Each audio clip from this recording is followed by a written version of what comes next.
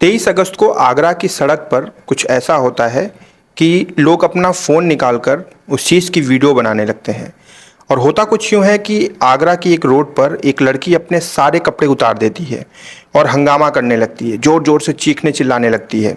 वहाँ पर मौजूद लोग उसकी मदद ना करके बल्कि अपना फ़ोन निकाल कर उसकी वीडियो बनाने लगते हैं। अब ये चीज़ चल ही रही थी कि दो युवती वहाँ पे होती हैं, उनकी नज़र पड़ती है और वो वहाँ पर एक समाज सेवी होते हैं, उनको जाकर वो सूचना देती हैं।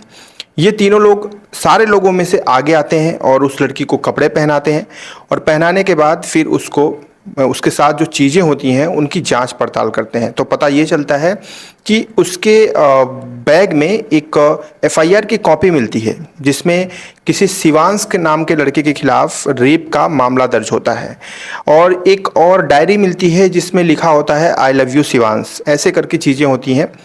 इसके बाद उस लड़की को नज़दीकी हॉस्पिटल लेकर जाया जाता है। वहाँ पर ले जाते जाते लड़की बेहोश हो जाती है। फिर जब उसकी नींद खुलती है तो उठते ही पानी मांगती है और पूछती है कि मैं आखिर यहाँ पर कैसे आ गई। अब ये सारा वाक्यांश क्या हुआ था, आखिर उस लड़की के साथ क्या हुआ, वो लड़की है कौन, आइए आज की इस घटना को कहानी के माध्यम से समझने की कोशिश करते हैं। नमस्कार, सत श्री अकाल, आदाब। मैं हूं आपका दोस्त एंड होस्ट राहुल। रात के 9 बज चुके हैं और कहानी का सिलसिला हम शुरू करते हैं। ये घटना है आगरा की। हम शुरुआत शुरू से करते हैं। आज से तकरीबन 3 या 4 साल पहले, लगभग 2021 की ये घटना है। 2021 में आगरा का एक इंजीनियरिंग कॉलेज होता है जहाँ पर एडमिशन की प्रक्रिया चल रही होती है और उस दौरान एक लखनऊ की छात्रा होती है जिसे आगरा में एडमिशन मिल जाता है। वो बड़े खुश होकर अपने मन में चीज़ें लेकर पहुंचती है कि नया कॉलेज होगा, नया कैंपस होगा, नए लोग होंगे, सारी चीज़ें नई होंगी। अब लड़की का नाम मैंने परिवर्तित किया है, जाहिर सी बात है, ताकि उनकी इज्जत पे, उनके अस्मित पर कोई असर ना पड़े। लड़की का नाम मैंने प्रिया रखा है। प्रिया वहाँ पर पहुँचती है और पहुँचने के बाद कैंपस में जैसे ही वो एंट्री करती है तो वहाँ पर बहुत सारे बच्चे होते हैं जो कि कुछ सीनियर होते हैं, कुछ जूनियर। जूनियर तो वैसे कोई नहीं होता, सारे के सारे सीनियर होते हैं और कुछ होते हैं जो क्लासमेट्स होते हैं, यानी कि उनका दाखिला भी उसी वर्ष हुआ था। अब प्रिया सबसे जो है बातचीत करती है और उसी दौरान उसकी मुलाकात होती है एक शिवांश नाम के इंसान से। शिवांश प्रिया से 1 साल सीनियर था। अब शिवांश से जैसे मुलाकात होती है तो शिवांश की कुछ हरकतें, शिवांश की कुछ चीज़ें, शिवांश की बहुत सारी जो है एक्टिविटीज़, वो सारी चीज़ें प्रिया को कहीं ना कहीं अच्छी लगने लगती हैं। प्रिया को लगता है कि चलो, एक तो सीनियर हैं, अच्छा खासा गाइड करेंगे और अच्छे भी हैं, तो अगर इन फ्यूचर इनसे अगर अपना कुछ हो पाए तो ऑफ कोर्स एक फ्रेंड जोन जो है बनाकर रखा जाएगा। यही सोचकर प्रिया ये सोचती है कि चलो कुछ दिन पहले कैंपस में देखते हैं, चीज़ें अच्छी होंगी तो बढ़िया रहेगा। अब 3-4 दिन गुजर जाते हैं उस कॉलेज कैंपस में और प्रिया को अब सारी चीज़ें काफ़ी अच्छी लगने लगी थी, मतलब उसे सब कुछ, सारी चीज़ें अच्छी लग रही थी।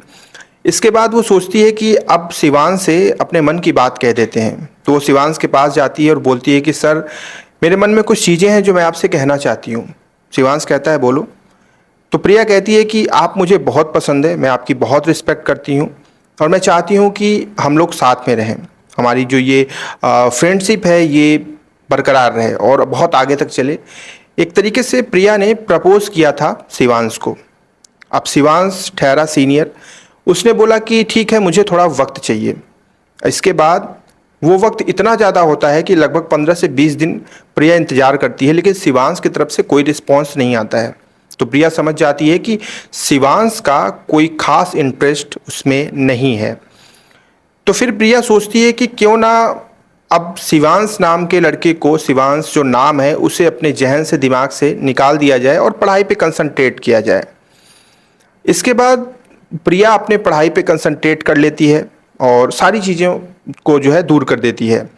और ये सिलसिला लगभग हो जाता है, 3 साल बीत जाते हैं इस चीज़ को, और शिवांश और प्रिया के बीच में ऐसा कुछ भी नहीं हो पाता जिसके लिए शुरुआत प्रिया ने की थी। 3 साल बाद एक टाइम आता है, तारीख होती है 20 जुलाई, और 20 जुलाई को एक्चुअली प्रिया का बर्थडे होता है। बर्थडे के दिन शिवांश का मैसेज आता है प्रिया के फ़ोन पे। जब शिवांश का मैसेज प्रिया देखती है तो वो आश्चर्यचकित रह जाती है, सोचती है कि अरे ऐसा क्यों, मतलब इतने दिन बाद मैसेज क्यों। खैर, 20 तारीख के बाद फिर आती है 23 अगस्त। 23 अगस्त को एक्चुअली में फेयरवेल पार्टी होती है पूरे कॉलेज में, और उस फेयरवेल पार्टी में सब लोग मौजूद होते हैं, जहाँ पर सीनियर्स और जूनियर्स एक साथ आते हैं। वहाँ पर शिवांश भी मौजूद होता है और प्रिया भी मौजूद होती है, यानी कि दोनों एक दूसरे के सामने आते हैं। उस वक्त सामने आने के बाद आपस में बातचीत करते हैं। वहाँ पर शिवांश प्रिया को बताता है कि उसका जम्मू आईआईटी में सिलेक्शन हो गया है, तो अब वो जम्मू आईआईटी जा रहा है। प्रिया कहती है चलिए बहुत अच्छी बात है। इसके बाद शिवांश प्रिया के साथ कुछ करीबी फोटो लेने की कोशिश करता है। जैसे होता है कि लोग सेल्फी लेते हैं या कुछ भी लेते हैं तो आपस में चिपकने की कोशिश करते हैं, वही सेम चीज शिवांश ने भी करने की कोशिश की, लेकिन प्रिया इस चीज से दूरी बनाने लगी, क्योंकि प्रिया अब काफी मेच्योर हो चुकी थी और प्रिया को ऐसा लग रहा था कि जब स्टार्टिंग का सीन था तो मैंने खुद इनको प्रपोज किया था, अब वक्त गुजर चुका है। यहां तक तो चीजें समझ में आ रही थी कि चलो ठीक है कोई बात नहीं। अब 23 जुलाई की रात दिन पूरा बीत जाता है। अब प्रक्रिया आगे बढ़ती है, लगभग 6 महीने बीत जाते हैं। अभी तक किसी को कानो कान कुछ भी सूचना या फिर कुछ भी ऐसी हलचल या फिर कुछ भी चीजें नहीं होती हैं। 6 महीने बाद एक तारीख आती है और वो तारीख होती है लगभग 10 जनवरी। 10 जनवरी 2023 को अचानक से प्रिया को पता चलता है कि उसके ऊपर एक केस चल रहा है। प्रिया भौचक्का हो जाती है। जाकर जब वो पता करती है तो पता चलता है कि उसके ऊपर जिसने केस किया है वो कोई और नहीं बल्कि शिवांश ही है। शिवांश ने मेंटल हैरेसमेंट का केस किया था प्रिया के ऊपर। प्रिया अब इस केस से निकलने के लिए जूझने लगती है, पूरी मशक्कत पूरी कोशिश करती है कि किसी तरह करके ये साबित कर पाए कि उसने ऐसा कुछ नहीं किया है। लेकिन जो मुकदमा दर्ज हुआ था उसमें शिवांश ने लिखवाया था कि ये लड़की मुझे फोटो और वीडियो भेजकर मुझे मेंटल हैरेस करती है। ये प्रक्रिया हुई, लगभग 6 महीने बीत गए, यानी कि जनवरी से आ गया लगभग जुलाई का महीना। पूरे 6 महीने जो है लग गए प्रिया को इस केस से बाहर आने में। अब जुलाई का महीना आता है और 29 जुलाई को फिर से जो है प्रिया के नंबर पे फोन आता है शिवांश का। शिवांश फोन पे कहता है कि अगर तुम नहीं सुधरी तो समझ लेना कि जैसे मैंने तुम्हारी जिंदगी बर्बाद की है आगे और ज्यादा बदतर कर दूंगा। तो प्रिया पूछती है कि आखिर आप ऐसा क्यों कर रहे हो, क्या चाहिए तुम्हें? तो शिवांश कहता है कि मुझे तुमसे शादी करनी है, मैं तुमसे प्यार करता हूं। और यहीं पर ये बात खत्म भी हो जाती है। आगे अब समझिएगा कि मैं जो कहानी के माध्यम से आपसे बता रहा हूं ये सारी चीजें कहां से निकल कर आई हैं। इसके बाद 29 जुलाई के बाद फिर सीधे आता है 10 अगस्त का दिन। 10 अगस्त की शाम या रात का वक्त होता है। उस वक्त प्रिया आगरा के ही पिंड बलूचू रेस्टोरेंट जा रही होती है। उस वक्त शिवांश उससे उसकी लोकेशन पूछता है, वो लोकेशन बताती है। फिर वो आता है और उसको कहता है कार में बैठने के लिए, लेकिन प्रिया मना कर देती है। फिर जबरदस्ती उसको कार में वो बैठाता है और बैठाने के बाद वहां से लेकर आगे बढ़ जाता है और उसका हाथ पैर बांध देता है और चलती कार में प्रिया के साथ वो जबरदस्ती बलात्कार करता है और फिर एक जगह पर प्रिया को छोड़ के फरार हो जाता है। अब प्रिया जब अपना होश संभालती है तो वो सबसे पहले जाती है वहाँ के सबसे नज़दीकी थाना जो कि पड़ता है हरि पर्वत थाना। वहाँ पर जाती है और जाने के बाद वो अपनी आपबीती बताती है तो वहाँ के जो पुलिस वाले हैं वो तुरंत आरोपी को बुलाते हैं। लेकिन जो प्रिया होती है ये जितने भी चीज़ें अपनी सामने रखती है उसका कोई पुख्ती चीज़ें नहीं मिल पाती, जिसकी वजह से पुलिस आरोपी को क्लीन चिट दे देती है, यानी कि शिवांश को क्लीन चिट दे देती है। इसके बाद प्रिया हार नहीं मानती, वो फिर जाती है न्यू आगरा थाना। वहाँ पर जब जाती है तो वहाँ पर इसकी सुनवाई ही नहीं होती है, फिर भी ये हार नहीं मानती और फिर ये थाना सिकंदरा पहुँचती है। थाना सिकंदरा में इसका तत्काल मुकदमा दर्ज तो कर लिया जाता है, लेकिन जब लड़के के फ़ोन का नंबर डालकर उसकी लोकेशन ट्रेस की जाती है तो पता चलता है कि वो इस वक्त जम्मू में है।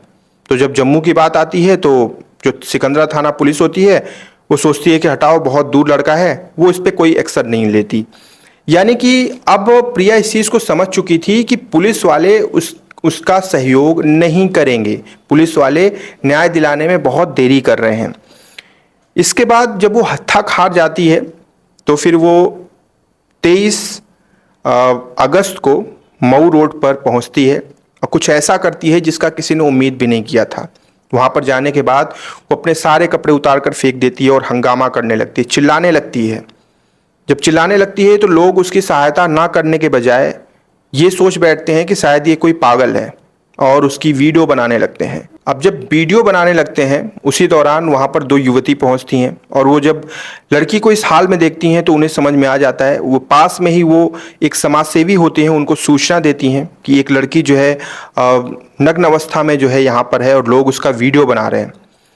वो समाज सेवी वहाँ पहुँचते हैं और ये तीनों लोग मिलकर उस लड़की को कपड़े पहनाते हैं और नज़दीकी अस्पताल लेकर जाते हैं। अस्पताल जाते वक्त लड़की बदहोश हो जाती है। वहाँ पर जब उसको होश आता है तो फिर वो पानी मांगती है और पूछती है कि मैं यहाँ पर कैसे आई, आप लोग कौन हैं। और तो और जब ये पुलिस वालों को देखती है तो चिल्लाना शुरू कर देती है। उसे यकीन नहीं होता कि शायद ये असली पुलिस वाले हैं या फिर नकली पुलिस वाले हैं।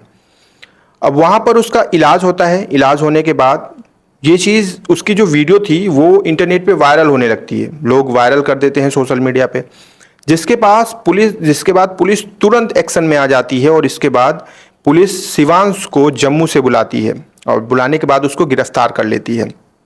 गिरफ्तार करने के बाद जब जांच पड़ताल करती है पुलिस तो बहुत सारे ऐसे पुख्ता सबूत मिल जाते हैं जो इस चीज़ की गवाही देते हैं कि शिवांश मेंटली हैरेस कर रहा था प्रिया को, ना कि प्रिया मेंटली हैरेस कर रही थी शिवांश को। और प्रिया इस कदर हैरेस हो चुकी थी कि वो अपना कहते हैं आपा खो चुकी थी। मतलब एक तरीके से मेंटल इतनी डिस्टर्ब हो चुकी थी, क्योंकि जरा आप खुद सोच कर देखिए कि एक लड़की जो एक अच्छे परिवार से हो, लखनऊ की रहने वाली लड़की एक अच्छे परिवार से बिलोंग करती हो, उसका दिमागी संतुलन ऐसा हिल जाता है कि वो बीच रोड पे अपने सारे कपड़े उतार कर हंगामा करने लगती है। यानी कहीं ना कहीं दिमागी तौर पे ना वो बहुत परेशान हो चुकी थी। ये बात पूरी तरह से सच है, इसमें कोई डाउट नहीं है। पुलिस आगे की कार्यवाही कर रही है और बहुत सारे प्रश्न पुलिस के ऊपर भी खड़े हुए हैं कि पुलिस ने तत्काल प्रभाव से इस पे एक्शन क्यों नहीं लिया, लड़की को पागल साबित क्यों करने पे लग गई, क्योंकि आगे बहुत सारी चीज़ें हुई। अभी तक जितनी भी चीज़ें मैंने बताई ये उस लड़की की बीट है। उस लड़की ने खुद इस बात को बताया है कि कैसे कैसे उसके जीवन का सफ़र शुरू हुआ, कैसे कैसे शिवांश उसकी लाइफ में आया, कैसे सारी चीज़ें आगे बढ़ी और किस तरीके से शिवांश ने उसको हैरेस किया और कैसे आज वो इस कंडीशन में पहुंच चुकी है। ये एक तरफ का लड़की का पूरा बयान था और इसमें काफ़ी हद तक सच्चाई भी दिख रही है। अब इस केस में आगे क्या होता है कि हम फॉलो अप करेंगे और लड़के की तरफ से क्या बयान आता है, पुलिस क्या चीज़ें इकट्ठा करती है, ये आगे आपको पता चलेगा। अभी तक की कहानी तो यही थी जो कि आगरा में फ़िलहाल में हुई है। खैर, जैसे ही कुछ अपडेट्स आएंगे मैं आपके साथ साझा करूंगा।